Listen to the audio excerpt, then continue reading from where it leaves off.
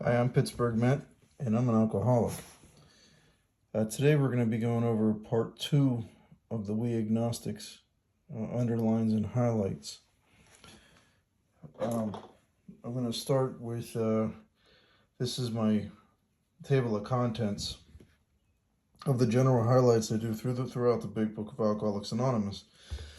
And in yellow is the physical craving, in orange is the mental obsession, green is helping others, blue is definitions or synonyms, highlighted in blue is prayers, pink is promises, green is questions that are anything with a question mark, we're going to underline in green. Circled in red we have the musts, the had tos, and the has tos. And underlined in red we have recovered in a past tense. So last video I opened up with a mention from the stories in the back. I want to open up with a mention of the stories in the back in this part as well. I mentioned in the last part that there's a, it mentions in the back stories about, we had to act our way into good thinking. And if you still have a closed mind about We Agnostics and your perception of what your reality is, if you're not open-minded, you can act like you're open-minded and see if it works. If you're forgiving, if you're not forgiving, you can act like you're forgiving. See if it works. It's just, some of us have to act our way into good thinking. So to put that into context, and it parallels with what we're going to cover in We Agnostics as well, is we're going to flip to page 366. And the story is called Tightrope, but he mentions a perception that he had to change.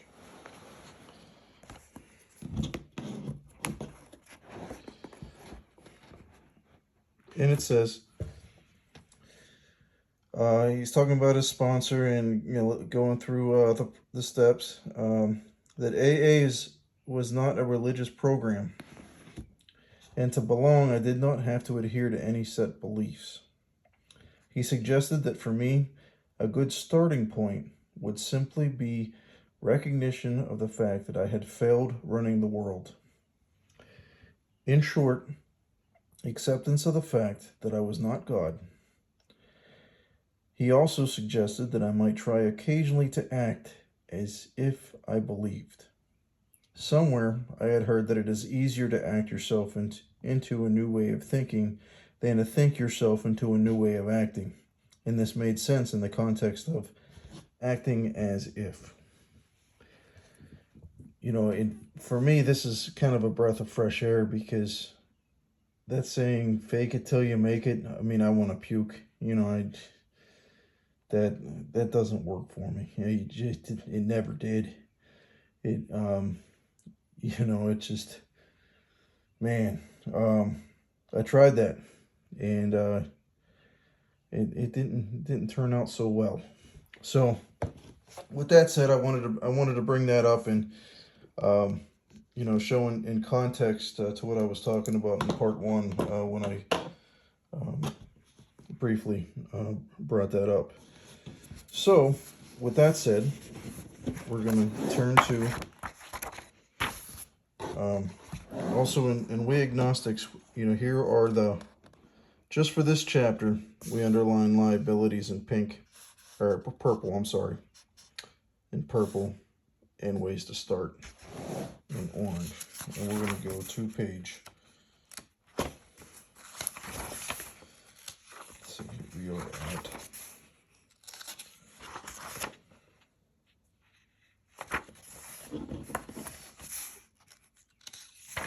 48. So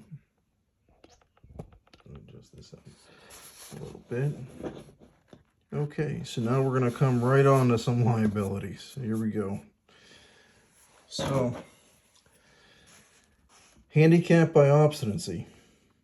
Now, obstinacy is stubbornly. So, handicap by stubbornness. sensitiveness, and unreasoning prejudice.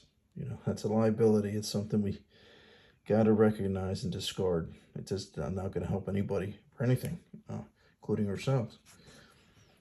Many of us have been so touchy that even a casual reference to spiritual things made us bristle with antagonism.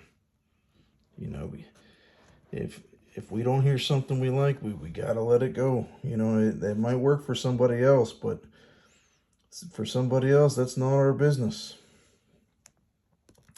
So here we go. We had to, and a way to start.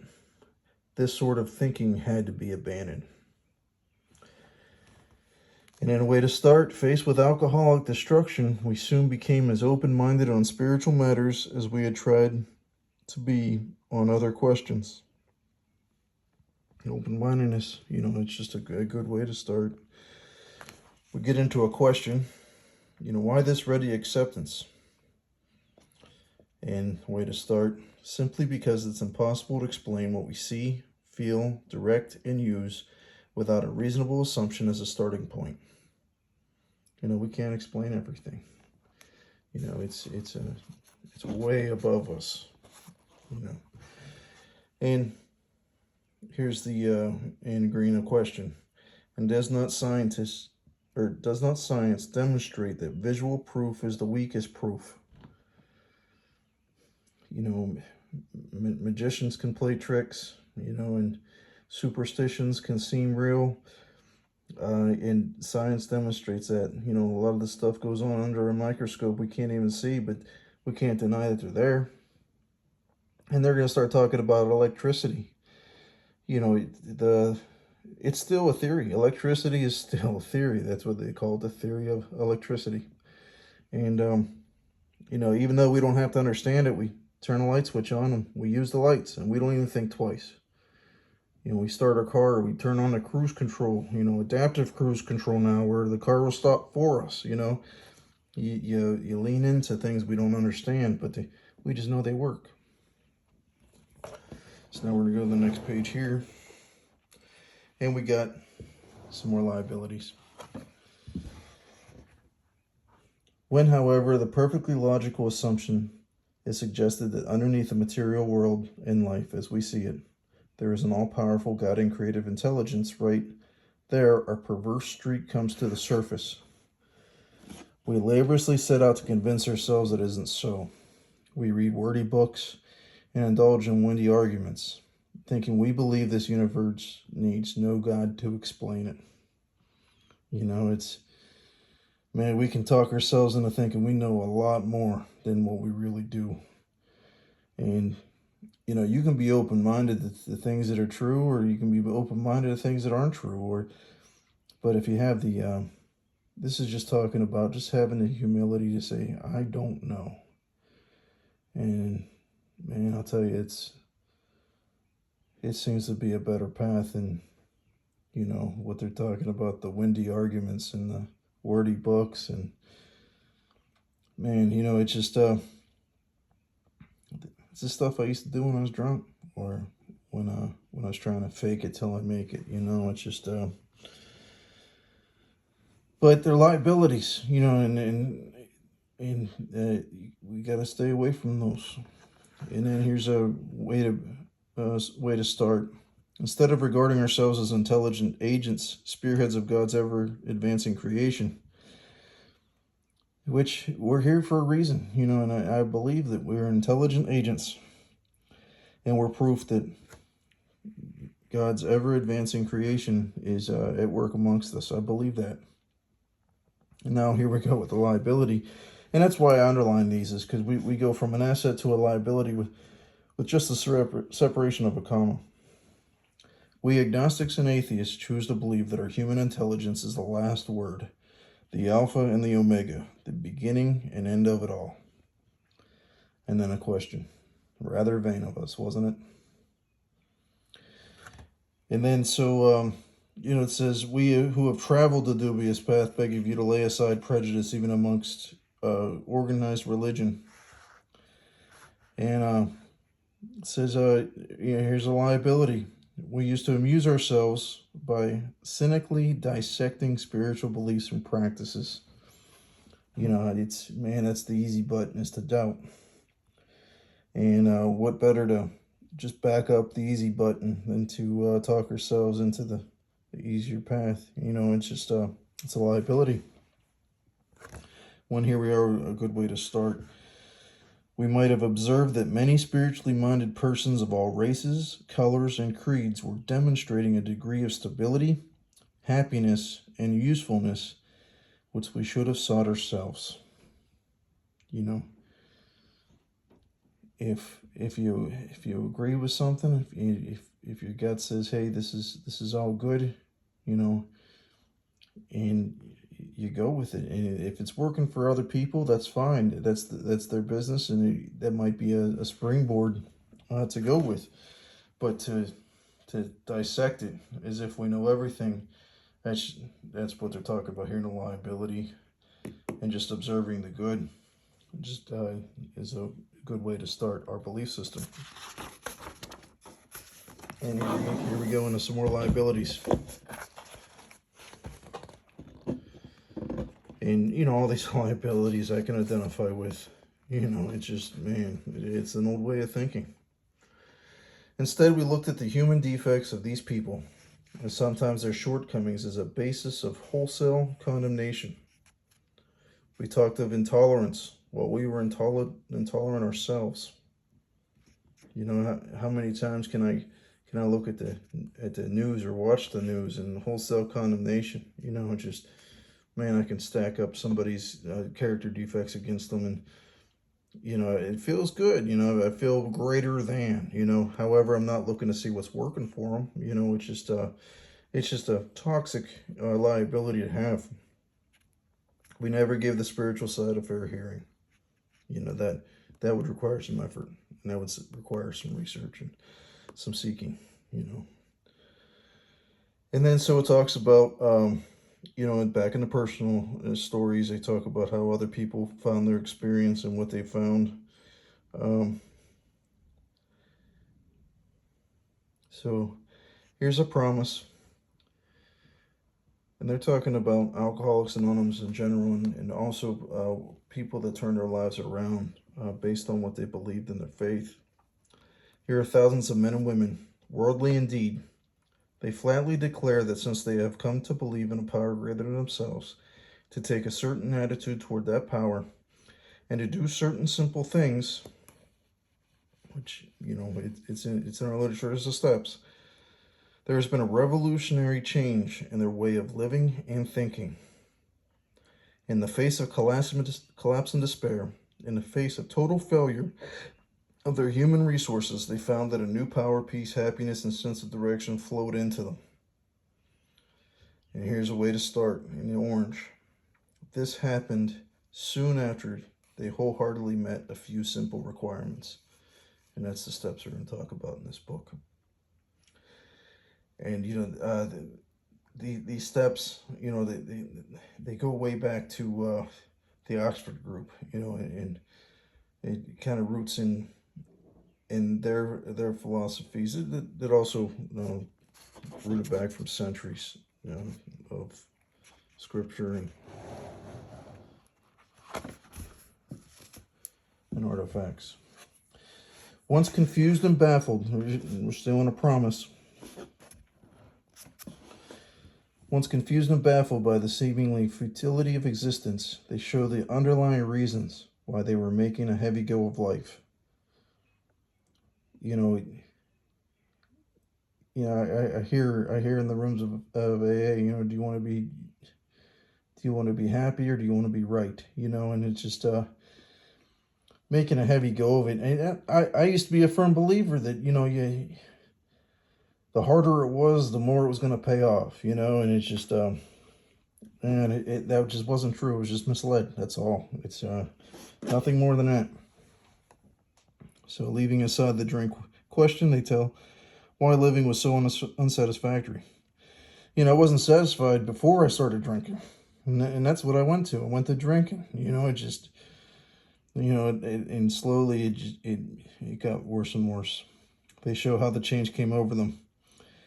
When many hundreds of people are able to say that the consciousness of the presence of God is today the most important fact of their lives, they present a powerful reason why one should have faith. And in the last part I was talking about, those people, they got something, and it's just an essence about them, and there's something deeper, and and that's what they have. And we're going to go right back into a liability. In the realm of the material, men's minds were fettered by superstition, tradition, and all sorts of fixed ideas. It's I myself was in that.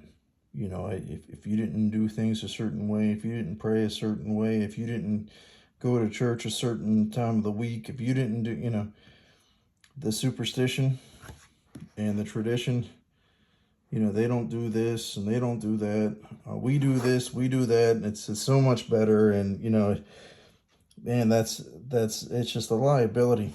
Absolutely. And at the end of the day, it's between you and your creator. All sorts of fixed ideas. It's just, man, we watch the news, and depending on what news network you watch, is going to be the fixed idea that you're going to buy into. And, it's just liabilities as far as on a spiritual basis. So here they talk about some of the counterparts of Columbus thought a round earth preposterous. Other came to nearing putting Galileo to death for his astronomical heresies. This is scrutinizing and punishing people based on what they believe. It wraps around this liability. We ask ourselves this, and here's a question with the liability built into it. Are not some of us just as biased and unreasonable about the realm of the spirit as were the ancients about the realm of the material? And then we lead into a bunch of questions. Even in the present century, American newspapers were afraid to print the account of the Wright brothers' first successful flight to Kitty Hawk. And me personally, I have experience with this, as far as belief and faith. Me myself, I'm a licensed aircraft mechanic, and I've heard in school, and I've heard from others that helicopters are mathematically impossible to fly. However, they do, and not only do they do, but I made a living by fixing them. I traveled all over the world to give, to fix helicopters and to teach others how to fix them. Even though it's said that, hey, they can't fly, well, guess what? I'm going to fix them and they're going to fly. I can't explain the physics of it, but I could tell you how, you tighten these bolts and you start this engine, and you're going to get wherever you need to go. It's this is an example of, you don't have to believe that it works to have faith in it. And it's if they would have told me in college, hey, these are impossible to fly, I'm like, okay, well, I can't make a living, I would have just quit. But no, I seen with my own eyes they can fly. It's just but that's an example of what we're talking about here.